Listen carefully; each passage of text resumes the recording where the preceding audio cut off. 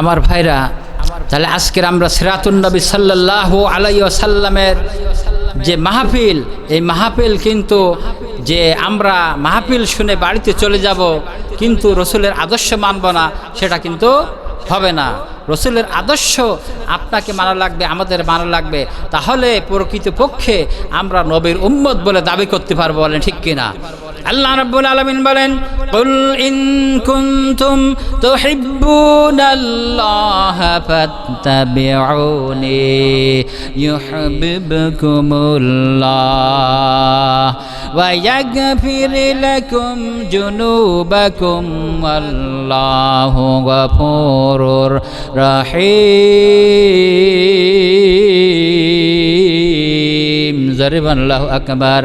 আল্লাহ রাব্বুল আলামিন বলেন, নবী আপনি বলে দিন, তোমরা যদি আল্লাহ তাআলাকে পেতে চাও, ভালোবাসতে চাও, তাহলে সর্বপ্রথম ফাত্তাবিউনি, আমি নবী মুহাম্মদ সাল্লাল্লাহু আলাইহি সাল্লামের অনুকরণ করো, ইত্তেবা করো, তাহলে আল্লাহ তাআলা তোমাদের ভালোবাসবেন, ভালোবেসে তোমাদের সকল গুনাহগুলো আল্লাহ তাআলা মাফ করে দিবেন। আমার বন্ধুগণ, তাহলে রসুলের যে অনুকরণ করা, ইত্তেবা করা মানেটা কি? খালি আপনি সারাদিন বসে বসে মসজিদের ভিতরে রসুল রসুল ইয়া রাসূলুল্লাহ, ইয়া রাসূলুল্লাহ, ইয়া রাসূলুল্লাহ, আসসালাতু ওয়াসসালামু আলাইকা রাসূলুল্লাহ পড়বেন, এই কি ভালোবাসা নাকি? না না না। আর রসুলকে ভালোবাসতে বলেছেন, আল্লাহ তাআলা বললেন, নির্দেশ দিয়েছেন রসুলকে ভালোবাসার। রসুলকে ভালোবাসার উদ্দেশ্য হলো রসুলের যে আদর্শ রয়েছে, ওই আদর্শগুলো আমাদেরকে বাস্তবায়ন করা, প্রতিষ্ঠিত করা, ওইটাই হলো রসুলের ভালোবাসা। আমার বন্ধুগণ, আমার ভাইরা, আল্লাহ রাব্বুল আলামিন কুরআনুল কারীমের ভিতরে বলছেন, লাকাদ কানা লাকুম ফি রাসূলিল্লাহি উসওয়াতুন হাসানাতুন লিমান কানা ইয়ারজুল্লাহা ওয়াল ইয়াউমাল আখির। আল্লাহ রাব্বুল আলামিন বলেন, তোমাদের জন্য তোমাদের নবী মুহাম্মদ সাল্লাল্লাহু আলাইহি সাল্লাম তোমাদের জন্য আদর্শ করে পাঠাই দিলাম। আমার ভাইরা, আমার বন্ধুগণ, এই জন্য নবী করিম সাল্লাল্লাহু আলাইহি সাল্লাম তিনি হলেন আমাদের আদর্শ। রাসূল করিম সাল্লাল্লাহু আলাইহি সাল্লাম যেগুলো করে গেছেন ওইগুলো আমাদেরকে করা লাগবে। রাসূল করিম সাল্লাল্লাহু আলাইহি সাল্লামকে আমাদের জন্য আদর্শ হিসাবে আল্লাহ তাআলা পাঠিয়েছেন। আল্লাহ তাআলা বললেন, তাই আল্লাহ রাব্বুল আলামিন বলছেন, লাকাদ কানা লাকুম ফি রাসূলিল্লাহি উসওয়াতুন হাসানা লিমান কানা ইয়ারজুল্লাহা ওয়াল ইয়াউমাল আখির। আল্লাহ রাব্বুল আলামিন বলেন, তোমাদের রাসূল তোমাদের জন্য যে আদর্শ, তাদের আদর্শ আর রাসূল করিম সাল্লাল্লাহু আলাইহি সাল্লাম যে আদর্শগুলো নিয়েছেন ওইগুলো আমাদেরকে মানতে হবে।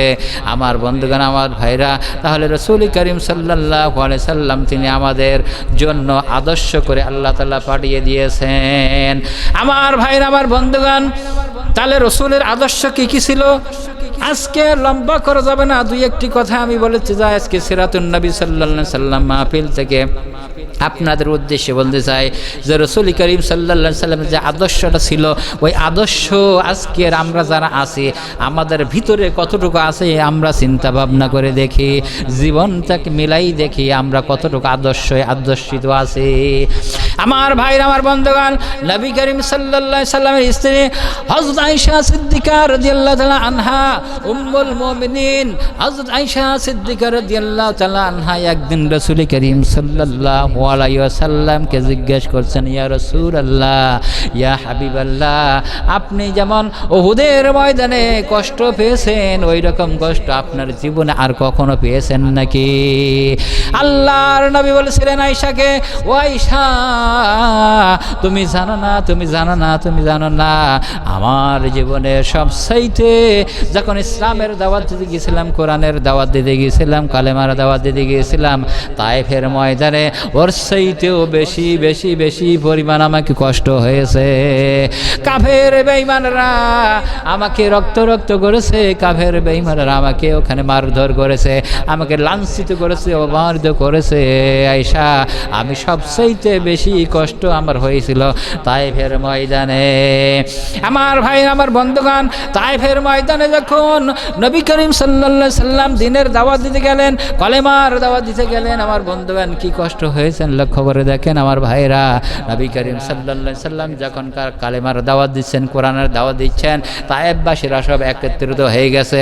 বাচ্চা কাচ্চারা যুবকদেরকে একত্রিত করেছে কাফেররা। সবাই বলতে লাগলো এক বাক্যে, ও মুহাম্মদ, তুমি কেন নবী হলে? তোমাকে কেমন করে আল্লাহ তাআলা নবী করলো? তুমি একজন হলে গরিব মানুষ, তোমার পিতা নাই, তুমি হলে এতিম, আল্লাহ তাআলা নবী করবে, আর দেশের ভিতরে এত বড় লোক রয়েছে তাদেরকে খুঁজি পাই নাই, তোমাকে একজন এতিম মানুষ, গরিব মানুষকে নবী করলো। জোরে কর নাউজুবিল্লাহ। এর চাইতে দুঃখজনক আর কথা কি হতে পারে? এর চাইতে দুঃখজনক আর কথা হতে পারে? আপনি আমি কোরআনের দাওয়াত দিতে যাই, আপনি আমি যখন ইসলামের দাওয়াত দিতে যাই, আপনি আমি যখন কালেমার দাওয়াত দিতে যাই, এই রকম আচরণ কারো কাছ থেকে শুনেছি নাকি? এখনো কোনোদিন শুনি নাই।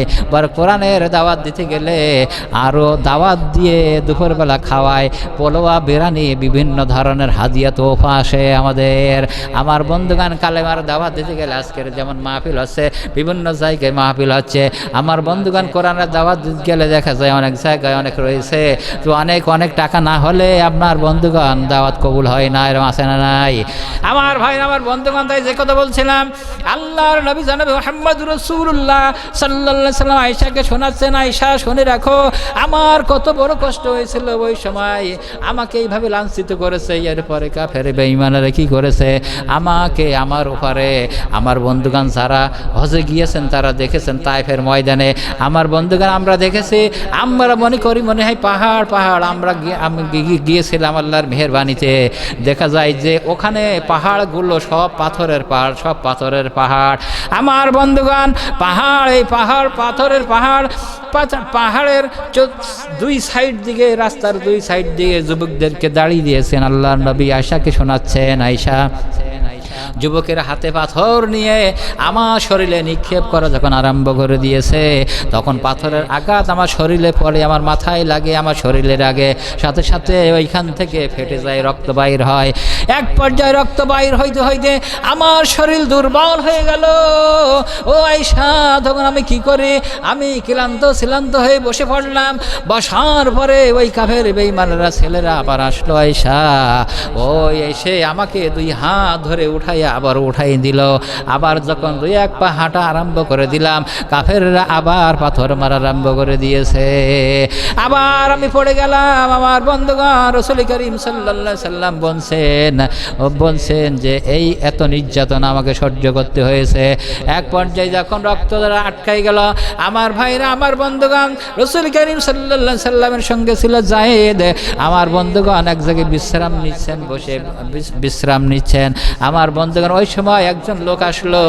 রসুলের এই অবস্থা দেখে ওই ব্যক্তি, তার বড় ক্ষেত ছিল, আঙ্গুরের বাগান ছিল, আঙ্গুর পেড়ে এনে এক গ্লাস শরবত বানিয়ে রাসূল করিম সাল্লাল্লাহু আলাইহি সাল্লামকে পান করাইছেন। সুবহানাল্লাহ। তাহলে রাসূল করিম সাল্লাল্লাহু আলাইহি সাল্লাম কে আয়েশা সিদ্দিকা রাদিয়াল্লাহু তাআলা আনহা জিজ্ঞেস করলেন, ইয়া রাসূলুল্লাহ, আপনার যেরকম যে উহুদের ময়দানে যে কষ্ট হয়েছে, ওর চাইতে কি কষ্ট আর হয়েছে জীবনে? আল্লাহ রাসূল সাল্লাল্লাহু আলাইহি সাল্লাম শোনাচ্ছেন, আয়েশা শুনে রাখো, উহুদের ময়দানে চাইতে আমার কষ্ট হয়েছে তায়েফের ময়দানে ওই যুবকরা, কাফেররা বড় বড় এরকম পাথর মেরেছে। ওই পাথরের আঘাত যে কিভাবে পরিমাণে শরীর ফেটে গিয়েছিল, রক্ত বাইর হয়েছিল। তাহলে রাসূল করিম সাল্লাল্লাহু আলাইহি সাল্লাম কি জন্য রক্ত ঝরালেন? ভাইরা, আজকে সিরাতুন নবী সাল্লাল্লাহু আলাইহি সাল্লাম মাহফিল শুনতেছেন। সিরাতুন নবী সাল্লাল্লাহু আলাইহি সাল্লাম মাহফিল শুনে তাবারক নেবেন, বাড়ি যাবেন, রাত্রে ঘুম পড়বেন, সকালবেলা উঠে আবার আপনারা যে সমস্ত কাজ করার দরকার কাজ করবেন। ইসলাম কোথায় গেল? ও দরকার নাই। এই কি সিরাত মাহফিল শুনে লাভ আছে? আমার বন্ধুগণ, এতটুকু আদর্শ নিতে হবে। আপনি কাজ করবেন, এটা আল্লাহর রাসূল নিষেধ করে নাই। কাজ করতে হবে, এটা রাসূল করিম সাল্লাল্লাহু আলাইহি সাল্লামের তরিকা অনুযায়ী। আমার বন্ধুগণ, আমরা যে কাজ করব দিনের ভিতরে, রাত দিন 24 ঘন্টার ভিতরে আপনি রাতটাকে বাদ দেন, দিনের ভিতরে কিছু অংশ আপনি বেছে নিয়ে নেন যে আমি 2 ঘন্টা কি 3 ঘন্টা আমি আল্লাহর রাস্তায় ব্যয় করব। যদি আল্লাহর দেওয়া সময়, আল্লাহর দেওয়া জান, আল্লাহর দেওয়ার মাল আল্লাহ রাব্বুল আলামিনের পক্ষে যদি ব্যয় না করা হয়, আপনাকে আমাকে কিন্তু কিয়ামতের ময়দান আল্লাহর কাছে জবাবদিহিতা করা লাগবে। বলেন ঠিক কিনা? আল্লাহ তাআলা বলেন, তোমার যে সময় দিয়েছিলাম এই সময় তুমি কি কাজে লাগাইছো? তোমার যে আমি জীবন দিয়েছিলাম এই জীবনটা তুমি কি কাজে লাগাইছো? ইসলামের পথে আপনি যখন সমস্ত শরীরের সমস্ত দিনের রুটিনটা সকাল 6টা থেকে শুরু করে রাত 11টা পর্যন্ত আপনি কি করেছেন, ফেরেশতারা যখন রেকর্ড প্রকাশ করবেন, চালু করবেন, তখন আপনি ছিলেন কি? সকালে কাজে ছিলেন, তারপরে নামাজ পড়েন নাই, আপনি কোনো দাওয়াতি কাজ করেন নাই, কোরআনের পক্ষে কাজ করেন নাই, বাড়ি এসে চায়ের দোকানে বসে আপনি টেলিভিশন দেখেছেন, চায়ের দোকানে বসে আপনি তাস খেলেছেন, জুয়া খেলেছেন। এইগুলো যদি আপনার আমার খাসলত হয়, এই সিরাতুল নবী সাল্লাল্লাহু আলাইহি সাল্লাম মাহফিল কোনো শোনার প্রয়োজন নেই। বলেন ঠিক কিনা? আমার ভাইরা, আমি বন্ধুগণ, আমি বলতে চাই, তাই রাসূল কারীম সাল্লাল্লাহু আলাইহি সাল্লাম আল্লাহ তাআলা কেন দুনিয়ায় পাঠালেন? আল্লাহ রাব্বুল আলামিন বলেন, লাকাদ কানা লাকুম ফি রাসূলিল্লাহি উসওয়াতুন হাসানা লিমান কানা ইয়ারজুল্লাহা ওয়াল ইয়াউমাল আখির। আল্লাহ রাব্বুল আলামিন বললেন, তোমাদের রাসূল তোমাদের জন্য আদর্শ, তোমাদের রাসূল সাল্লাল্লাহু আলাইহি সাল্লাম যেটা এনেছেন ওইটা তোমরা গ্রহণ করো, ওইটা তোমরা আদর্শটা গ্রহণ করো। আমার বন্ধুগণ, আমার ভাইরা, রসুলের আদর্শ কি ছিল? আরেকটা বলতে চাই, রসুলের সঙ্গে সব সময় ছিলেন ছোটকাল থেকে আমার বন্ধুগণ হযরত আনাস রাদিয়াল্লাহু তাআলা আনহু একজন ছোট ছেলে ছিল। তখন এই ছোট অবস্থায় একদিন রাসূল কারীম সাল্লাল্লাহু আলাইহি সাল্লাম, আমি বলতে চাচ্ছি এইটা যে রাসূল কারীম সাল্লাল্লাহু আলাইহি সাল্লাম যে আদর্শ, রাসূল কারীম সাল্লাল্লাহু আলাইহি সাল্লাম যে চরিত্র, রাসূল কারীম সাল্লাল্লাহু আলাইহি সাল্লাম যে ব্যবহারগুলো করেছেন, যে কাজগুলো করেছেন, আপনার আমার ভিতরে আছে কিনা একটু লক্ষ্য করে দেখি। হযরত আনাস রাদিয়াল্লাহু তাআলা আনহুকে আল্লাহর নবী বললেন, আনাস তুমি এই কিছু পয়সা নিয়ে যাও, কিছু দ্রব্য নিয়ে যাও, মদিনা শহর থেকে এই দ্রব্যগুলো তুমি খরিদ করে নিয়ে আসো। আমার ভাইরা, আমার বন্ধুগণ, আনাস রাদিয়াল্লাহু তাআলা আনহু চলে গেলেন। যাইতে প্রতিমধ্যে দেখলো একটা মাঠ, ওই মাঠের ভিতরে যুবকরা খেলা করতেছে। আনাস রাদিয়াল্লাহু তাআলা আনহু দাঁড়িয়ে গেলেন। তখন তো যুবক মানুষ, অল্প বয়স, ওই খেলা দেখতে দেখতে এমন পর্যায়ে চলে গেল, আনাস রাদিয়াল্লাহু তাআলা আনহু ওই ছেলেদের সঙ্গে খেলা আরম্ভ করে দিয়েছেন। আর এদিকে রাসূল কারীম সাল্লাল্লাহু আলাইহি সাল্লাম আনাসকে দায়িত্ব দিয়েছে, আনাস তুমি মদিনা বাজার থেকে, শহর থেকে এই দ্রব্যগুলো কিনে নিয়ে এসো, এই বলে পাঠাই দিয়েছেন। কিন্তু আনাস যাইতে মাঠের ভিতর খেলায় লেগে গেছে। আমার বন্ধুগণ, যখন অনেক সময় অতিবাহিত হয়ে গেল, আল্লাহর নবী তখন চিন্তায় পড়ে গেল, আনাসকে আমি তো দায়িত্ব দিয়ে পাঠাইলাম, কিন্তু আনাস তো অনেক সময় হয়ে গেল, কিন্তু এখনো ফেরে না, কারণটা কি? আল্লাহর নবী জনাব মুহাম্মদুর রাসূলুল্লাহ সাল্লাল্লাহু আলাইহি সাল্লাম তখন আনাসের খোঁজে বাইর হইলেন। রাস্তা দিয়ে যাইতে দেখলো মাঠে আনাস খেলা করতেছে। আল্লাহর নবী জনাব মুহাম্মদুর রাসূলুল্লাহ, আপনার নবী, আমার নবী, দয়ার নবী, মায়ার নবী জনাব মুহাম্মদুর রাসূলুল্লাহ সাল্লাল্লাহু আলাইহি সাল্লাম খেলার মাঠের পাশে রাসূল কারীম সাল্লাল্লাহু আলাইহি সাল্লাম দাঁড়িয়ে গেলেন। আনাস বলেন, আমার খেলতে হঠাৎ যখন আমার দৃষ্টি রাসূল কারীম সাল্লাল্লাহু আলাইহি সাল্লামের উপরে পড়লো, আমি তখন ভয়ে কম্পিত হয়ে গেলাম যে রাসূল আমার কাছে এই দায়িত্ব দিয়ে পাঠাইছেন, আমার তো মনে নাই রাসূল আমাকে এখন কি বলবে না কি বলবে। আমি এই ভয়তে তখন কম্পিত হয়ে গেলাম। আমি তখন খেলা বাদ দিয়ে রাসূলের কাছে আসলাম। রাসূল কারীম সাল্লাল্লাহু আলাইহি সাল্লামের আদর্শ দেখেন। হযরত আনাস বলছেন রাসূল কারীম সাল্লাল্লাহু আলাইহি সাল্লামের পাশে যখন আসলাম, আমার মাথায় হাত বুলালো, আনাস তুমি যাও আর একটু খেলা করো, খেলা করে নিয়ে নাও যুবকদের সঙ্গে, তোমার কোনো টেনশন চিন্তা করার কারণ নাই। আনাস রাদিয়াল্লাহু তাআলা আনহু বললেন, আমি মনে করেছিলাম রাসূল হয়তো আমাকে ধমক দিবে, আমাকে মারবে কিংবা অন্য কটু কথা বলবে, কিন্তু আনাস রাদিয়াল্লাহু তাআলা বললেন না, আমি রাসূল কারীম সাল্লাল্লাহু আলাইহি সাল্লামের কাছ থেকে এই সুন্দর আচরণটা আমি পেয়েছি। আমার বন্ধুগণ, আমার ভাইরা, আরেকটা আদর্শের কথা বলি। আমার ভাইরা, আমার বন্ধুগণ, এই কথার ব্যাখ্যাটা আমি দিয়ে যাই। ব্যাখ্যাটা হলো আনাসকে রাসূল করিম সাল্লাল্লাহু আলাইহি সাল্লাম যত আদর করলেন, ভালোবাসলেন, বল আরেকটা খেলা করো। কিন্তু আজকের আমাদের চরিত্রটা এখান থেকে মিলাই নিতে হবে। আমি একজন বক্তা, আমি একজন আলেম, একজন মুফতি সাহেব, পীর সাহেব, সফি সাহেব, একজন নেতা, একজন প্রেসিডেন্ট, আমার বগনের একজন মেম্বার, একজন চেয়ারম্যান যদি কোনো একটা দায়িত্ব দিয়ে পাঠায়, কোনো একটা কাজ যদি দিতে বলে, যদি কাজ করার জন্য কাউকে পাঠায়, তাহলে সেই কাজটা যদি দেরি হয় করতে যদি না পারে, আমার বন্ধুগণ তার পক্ষ থেকে কি হাদিয়া পাবে বলেন? বলেন কি হাদিয়া পাবেন? মায়ের আছে না নাই? মায়ের আছে না নাই? আমার বন্ধুগণ তার যে সুযোগ সুবিধা ছিল সবগুলো বন্ধ করে দেবে। এইগুলো আমাদের আদর্শ। আর রসুলের আদর্শ যে তার মাথায় হাত বুলাই দিয়েছে, আর আমাদের আদর্শ হলো ওই ব্যক্তিকে কি করব, পানিশমেন্ট দিতে হবে। তাহলে আদর্শ আমাদের মেলাই নিতে হবে। কিন্তু আমার বন্ধুগণ, আমার ভাইরা, আরেকটা আদর্শের কথা শুনি। আল্লাহর নবী জনাব মুহাম্মদুর রাসূলুল্লাহ সাল্লাল্লাহু আলাইহি সাল্লাম তিনি যখন প্রতিদিন চলতেন যে রাস্তায়, ওই রাস্তা দিয়ে যাইতেন। রাস্তায় যাওয়ার পথে আমরা সবাই জানি, রাস্তায় যাওয়ার পথে এক বুড়ি প্রত্যেকদিন কাটা বিছাইত। তার কারণ হলো, আমার ভাইরা, আমার বন্ধুগণ, আবু জেহেল, উতবা, সাইবা ওই বুড়িকে লাগাই দিয়েছিল যে ওই মুহাম্মদ তো এই পথে যাই, তুমি যদি প্রত্যেক দিন ওই রাস্তায় কাটা দিতে পারো, কষ্টদায়ক বস্তু দিতে পারো, তাহলে তো আমাদের তরফ থেকে তুমি এই হাদিয়া পাবে। ওই লোভে বুড়ি কি করতো, প্রত্যেক দিন রাস্তায় কাটা দিত, মুহাম্মদ সাল্লাল্লাহু আলাইহি সাল্লাম কষ্ট পাবে বলে। আমার বন্ধুগণ, মুহাম্মদ সাল্লাল্লাহু আলাইহি সাল্লাম পায়ে কাটা পড়বে, এই জন্য ওই রাস্তায় কাটা বিছাই রাখতো। হঠাৎ দেখে গেল একদিন, 2 দিন, 3 দিন রাস্তায় কাটা নাই। আমার ভাইরা, আমার বন্ধুগণ, নবী করিম সাল্লাল্লাহু আলাইহি সাল্লাম তখন চিন্তিত হয়ে গেলেন। প্রত্যেক দিন তো কাটা বিছানা থাকে, আজকের একদিন হয়ে গেল, 2 দিন হয়ে গেল, 3 দিন অতিবাহিত হয়ে গেল, কাটা দেখতেছি না। কারণটা কি হলো? তাহলে যে কাটা বিছাইতো তার খোঁজ নিল, যে এক বুড়ি কাটায় বিছাইতো। আর রাসূল করিম সাল্লাল্লাহু আলাইহি সাল্লাম খোঁজ নিল ওই বুড়ির বাড়ি কোথায়। খোঁজ নিয়ে বলল, বুড়ির বাড়ি অমুক জায়গায়। আমার বন্ধুগণ, আমরা যারা হজে গিয়েছি, ওই বুড়ির বাড়িটা দেখে আসছে, সেখানে কিন্তু এইরকম পাথর দিয়ে ঘরটা করা রয়েছে কোনো রকমের।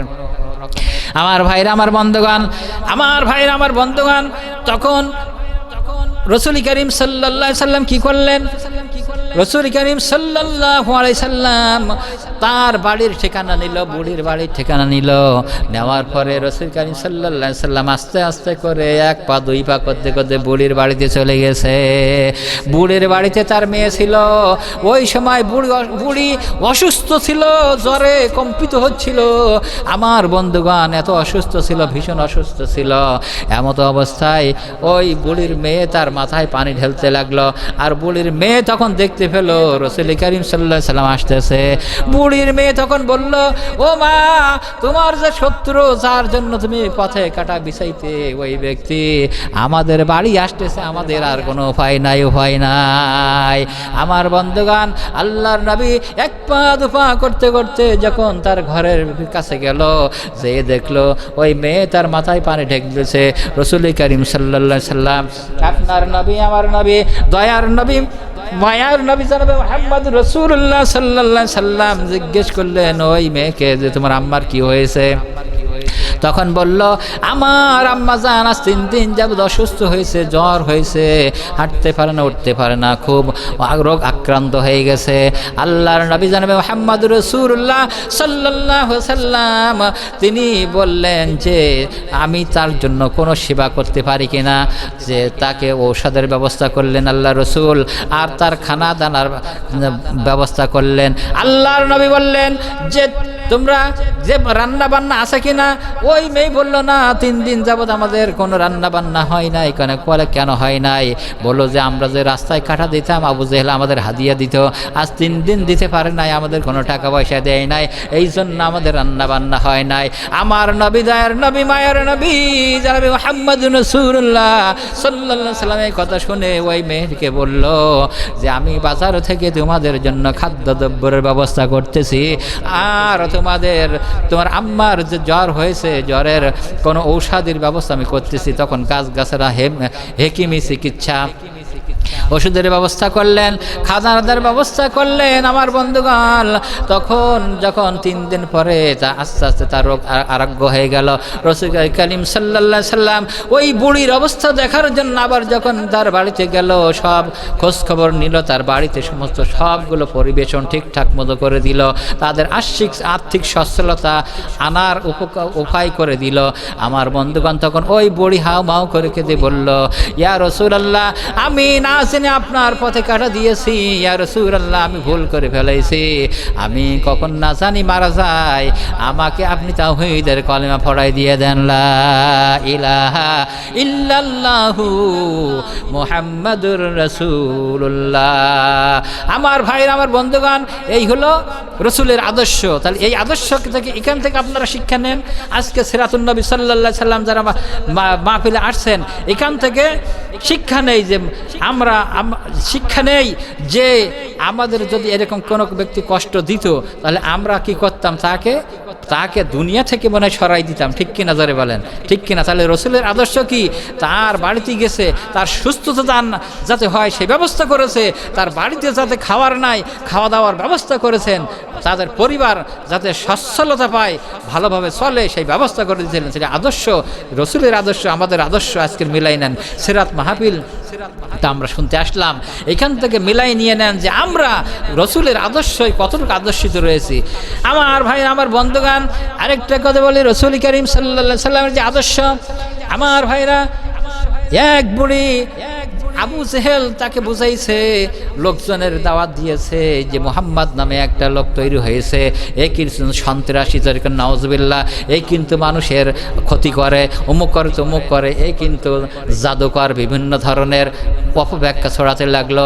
এক মহিলা, এক বুড়ি এই কথা শুনে ভয়ে ভীতু হয়ে গেল যে রসুলের সে যদি সন্ত্রাসী হয় তাহলে আমি তার হাতে আক্রান্ত হয়ে যাব, এই মনে করে যে আমি নিরাপত্তা স্থানে যাওয়ার জন্য সে বিকল্প ব্যবস্থা গ্রহণ করে নিয়েছে। অর্থাৎ বিকল্প ব্যবস্থা কি? সে মদিনা থেকে চলে যাবে, অনেক দূর চলে যাবে, এখান থেকে চলে যাবে, এই সিদ্ধান্ত নিয়েছে। এমনকি ওই মহিলা তার যে সমস্ত পোশাক আদি ছিল, মাল ছিল, সব গাঁঠি বেঁধে নিয়ে চলে যাবে। এমত অবস্থায় নবী করিম সাল্লাল্লাহু আলাইহি সাল্লামের সামনে পড়ে গেল। নবী করিম সাল্লাল্লাহু আলাইহি সাল্লাম জিজ্ঞেস করলেন, বুড়িমা, তোমার এই গাঠটির ভিতরে কি? তখন বলল, আমার এই গাঠটির ভিতরে এই জিনিস। বলে, কি করবা? বলল যে আমি এই এলাকা ছেড়ে চলে যাচ্ছি। কেন চলে যাবা?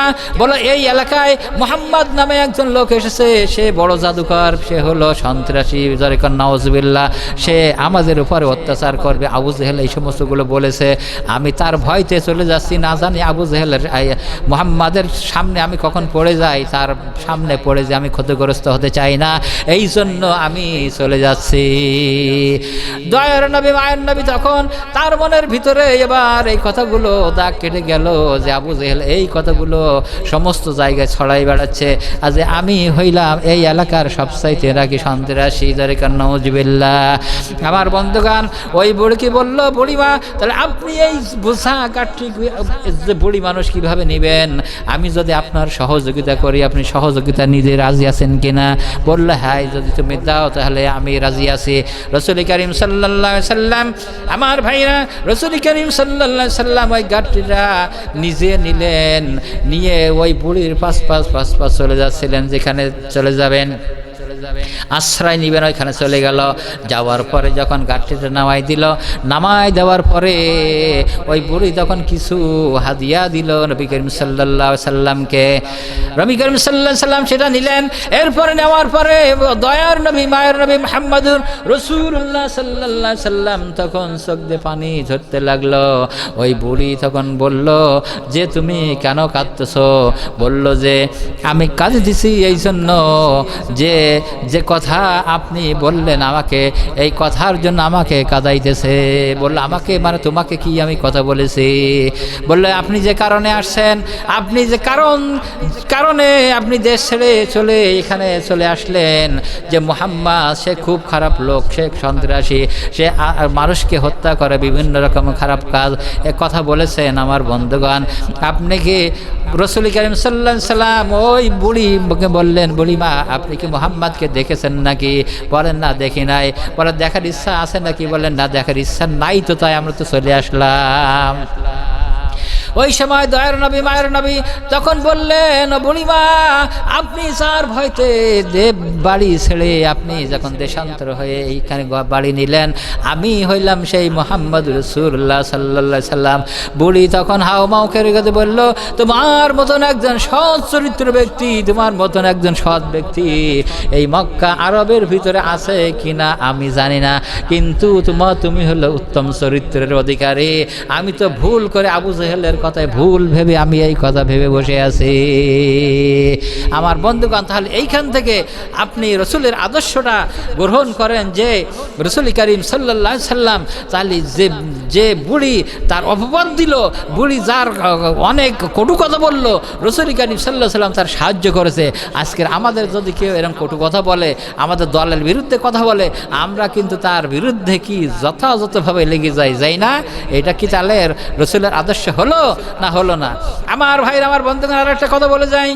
আল্লাহর নবী হাদিসের ভিতরে আসছে, আল্লাহর নবী জনাবে মুহাম্মদুর রাসূলুল্লাহ সাল্লাল্লাহু আলাইহি সাল্লাম তিনি মসজিদ নববীর ভিতরে বসে আছেন, সাহাবায়ে কিরামদের নিয়ে বসে আছেন। এমন সময় একজন কি করলেন, বেদুইন আসলো। বেদুইন এসে মসজিদ নববীর এক পাশে পেশাব করা আরম্ভ করে দিয়েছেন। যখন পেশাব করা আরম্ভ করে দিয়েছেন, অন্য সাহাবীরা ওই ব্যক্তিকে ধমক দিল, কেউ মারতে যাচ্ছে, কেউ মুখ করতে যাচ্ছে। রাসূল করিম সাল্লাল্লাহু আলাইহি সাল্লাম বললেন, কেউ ধমক দিবা না, ওকে মারবা না, ও পেশাব করতেছেন, পেশাব করার আনলোড করার সময় তাকে দাও, পেশাব করার শেষ পর্যন্ত তার সময় দাও। আমার ভাইরা, আল্লাহর নবী জনাব মুহাম্মদুর রাসূলুল্লাহ সাল্লাল্লাহু আলাইহি সাল্লাম যখন দেখলো ওই ব্যক্তির পেশাব শেষ হয়ে গেছে, এরপরে অর্ডার করলেন সাহাবীদেরকে যে ওইটা পানি দিয়ে ধুয়ে দাও। এইবার ওই ব্যক্তিকে ডাকলো, ডেকে তাকে বুঝাইলো যে দেখো এইটা হলো আমাদের ইবাদতের স্থল, এইটা হলো মসজিদ। তোমাদের তোমরা যে ইবাদত করো, যে পূজা মণ্ডল কিংবা তোমাদের গির্জা, ওইখানে যে যদি অন্য কেউ পেশাব করে তাহলে তোমার কি অবস্থা হবে? বলে আমার রাগ হবে। বলে তাই যদি হয় তাহলে আমাদের ইবাদতের স্থান এইটা, এইখানে এই কাজ করা যায় না, এই কাজ করা যায় না। তখন ওই ব্যক্তি রসুলের আদর্শ, রসুলের কথা শুনে ওই ব্যক্তি মুসলমান হয়ে গেছে। সুবহানাল্লাহ। তাহলে সাহাবীরা কি করছিল? মারতে যাচ্ছিল, আর রসুল বলল না, পেশাব করতে যখন করে নিক তারপরে তাকে তোমার কিছু বলার তখন বলবা। তাকে রসুল করিম সাল্লাল্লাহু আলাইহি ওয়াসাল্লাম তাকে যেভাবে বোঝালেন, এইভাবে বোঝানোর পরে তাহলে ওই ব্যক্তি কি হলো? মুসলমান হয়ে গেল। যখন সুবহানাল্লাহ। আল্লাহ তাআলা আজকের আমরা সিরাতুন নবী সাল্লাল্লাহু আলাইহি ওয়াসাল্লাম মাহফিল থেকে শিক্ষা নেব যে রসুলের আদর্শ ভালোবাসাগুলো আমাদের গ্রহণ করতে হবে। আল্লাহ রাব্বুল আলামিন বলেন, কুল ইন কুনতুম তুহিব্বুনাল্লাহ ফাত্তাবিউনি ইউহিব্বুকুমুল্লাহ ওয়া ইয়াগফির লাকুম যুনুবাকুম ওয়াল্লাহু গফুরুর রহিম। আল্লাহ তাআলা বললেন, ও নবী আপনি বলে দিন, তোমরা যদি আল্লাহকে পেতে চাও, ভালোবাসতে চাও, তাহলে সর্বপ্রথম ফাত্তাবিউনি, আমার অনুসরণ করো, আমি নবী মুহাম্মদ সাল্লাল্লাহু আলাইহি ওয়াসাল্লামের অনুসরণ করো। তাহলে আল্লাহ তাআলা তোমাদেরকে ভালোবাসবেন। এই জন্য রসুলের অনুসরণ আমাদের করতে হবে।